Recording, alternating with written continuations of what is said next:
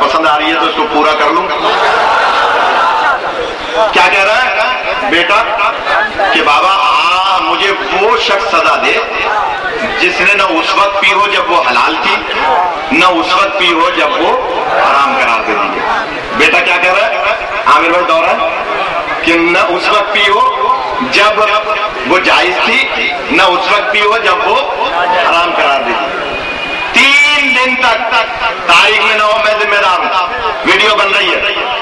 3 دن تک مدینے میں اعلان ہوتا رہا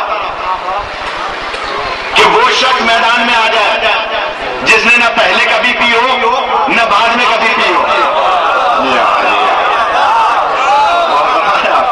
3 دن تک مدینے میں اعلان ہوتا رہا کہ آ جائے کوئی میدان میں.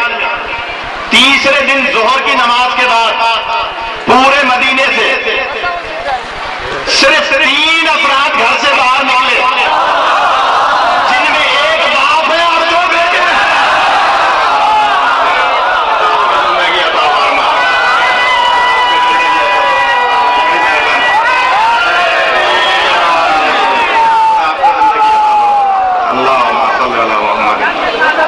تین افراد گھر سے باہر نکلے. شکیل بھائی کیوں 3 افراد, ایک باپ اور 2 بیٹے. باپ کا نام علی ابن ابی طالب ہے, بیٹوں کے نام حسن اور حسین ہے. بزرگان سوال یہ پیدا ہوتا ہے کہ بڑی مولا آپ کو سلامت رکھے.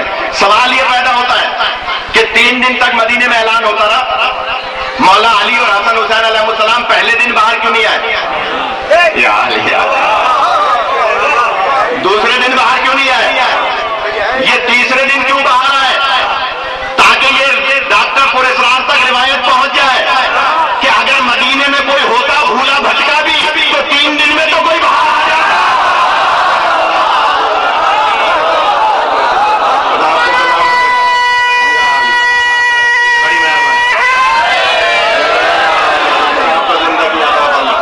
کوئی تو باہر آ جاتا کہ حجت تمام کی ہے کہ 3 افراد گھر سے باہر نکلے. تم کہتے ہو نعوذ باللہ, نہیں, اگر تم ہمارے معصومین کی تفسیر کرو گے تو ہم آپ کے بڑوں کے پول کھولیں گے. اس نے بھی لکھا, ڈاکٹر پور اسرار نے بھی لکھا, مودودی صاحب نے بھی لکھا.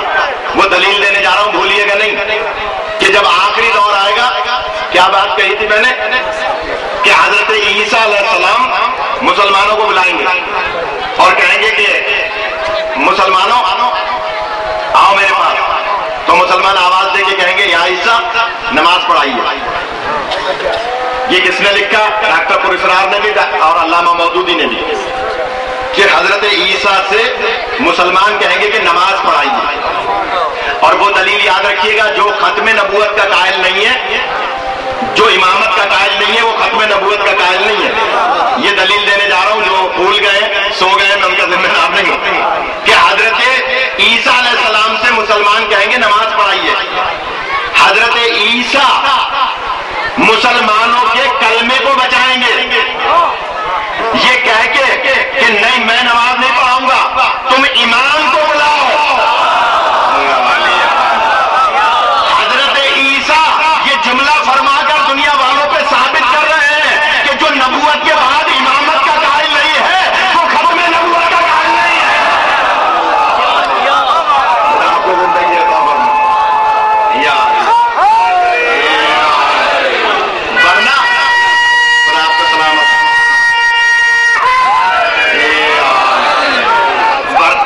اللہم صلی علی محمد وعلی محمد. حضرت عیسیٰ فرمائیں گے کہ نہیں تم اپنے امام کو بلاؤ, ورنہ مسلمان تو اپنا ایمان گواہ بیٹھے تھے نا, کیا سمجھ کے دعوت دے رہے ہیں؟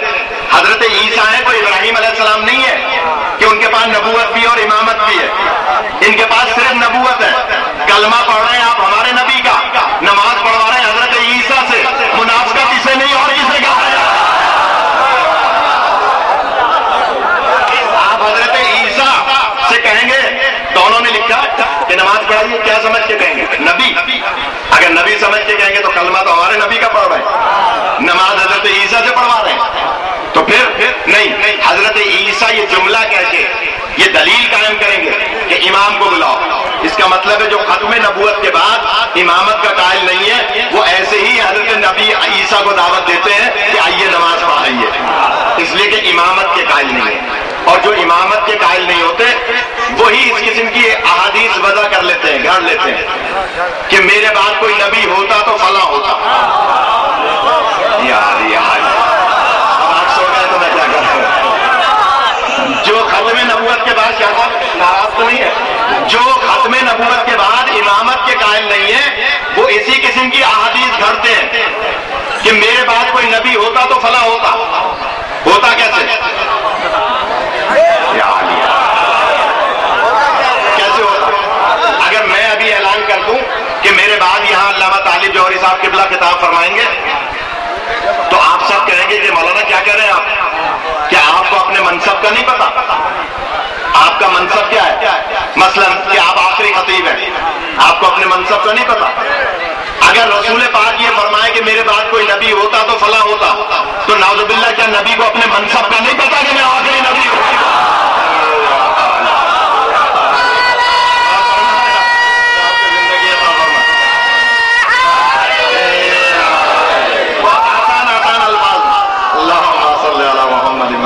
خدا آپ کو سلامت رکھے کہ نبی کو نہیں پتا۔ اچھا اگر آپ آمادہ ہیں تو ایک جملہ کہہ دوں، اردو گرامر میں ہوتا، ہلاتا، چونکہ، چنانچہ، اگر، مگر، یہ سارے وہ لفظ ہیں جو کم علمی کو ظاہر کرتے ہیں۔ کم علمی کو ظاہر کرتے ہیں نا۔ اگر میں یہاں سے نکل گیا ہوتا تو چھت کے نیچے نہ دبتا۔ یہ اگر جو میں نے کہا کیوں کہا؟ اس لیے کہ مجھے علم نہیں تھا کہ چھت گرے گی، تبھی تو میں نے اگر کہا نا۔ اور نبی پاک فرما رہے ہیں کہ اگر میرے بعد کوئی نبی ہوگا تو فلاں ہوگا۔ نعوذ باللہ آپ نبی پاک کی توہین کر رہے ہیں کہ نبی پاک کو علم ہی نہیں ہے کہ میرے بعد کوئی نبی ہوتا تو فلاں ہوگا۔ غور کیجیے گا، آپ نعوذ باللہ توہین کر رہے ہیں۔ اور پھر کیسے ہو سکتا ہے؟ میں ان کا شکر گزار ہوں، بانیان کا میں ایک طالب علم ہوں۔ جب ہمارے یہاں جلسے ہوتے ہیں بڑے بڑے، جیسے کہ آج یہ جلسہ، تو کیا ہوتا ہے کہ جو بانیان کی دانشت میں سب سے بڑا خطیب ذاکر عالم ہوتا ہے اس کا نام اشتہار میں سب سے اوپر لکھتے ہیں۔ جو بانی کی دانشت میں سب سے چھوٹا ذاکر ہوتا ہے اس کا نام سب سے نیچے لکھتے ہیں۔ یہ بانی کی دانشت ہے، معصومہ عالم کی نہیں۔ غور کیجیے گا، معصومہ عالم کس کو بڑا ذاکر سمجھتی ہیں وہ بہتر جانتی ہیں۔ غور کیجیے گا، میں اس لیے کہہ رہا ہوں کہ انہوں نے کیونکہ میرا نام بڑا لکھا تو میں معافی مانگ رہا ہوں بیوی سے اور ذاکرین سے کہ میں ایک طالب علم ہوں۔ لیکن بانی کی دانشت میں سب سے اوپر اس کا نام ہوتا ہے جو سب سے بڑا ذاکر ہوتا ہے، سب سے نیچے اس کا نام ہوتا ہے جو سب سے چھوٹا ہوتا ہے۔ لیکن جب مجلس ہوتی ہے